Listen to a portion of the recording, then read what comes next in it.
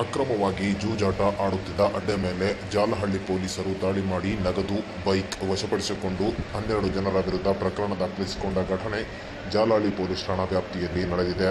ಹೌದು, ರಾಯಚೂರು ಜಿಲ್ಲೆಯ ದೇವದುರ್ಗ ತಾಲೂಕಿನ ಜಾನಮರಡಿ ಗ್ರಾಮದಲ್ಲಿ ದಾಳಿ ಮಾಡಲಾಗಿದೆ.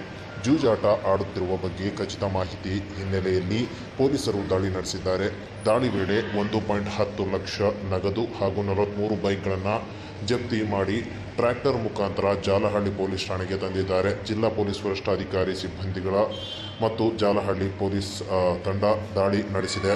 ದಾಳಿ ವೇಳೆ ಹಲವು ಜೂಜಾಟದಲ್ಲಿ ತೊಡಗಿದ್ದರು. ಪೊಲೀಸರನ್ನು ನೋಡುತ್ತಿದ್ದಂತೆ ಬೈಕ್ಗಳನ್ನು ಅಲ್ಲೇ ಬಿಟ್ಟು ಓಡಿ ಹೋಗಿದ್ದಾರೆ.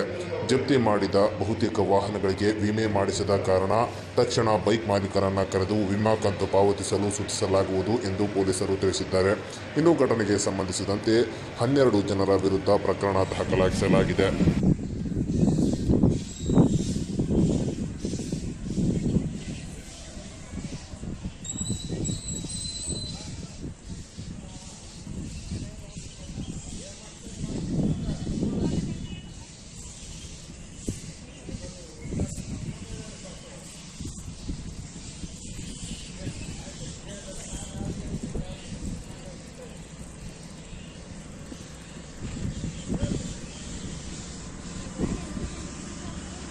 Bukan ada kita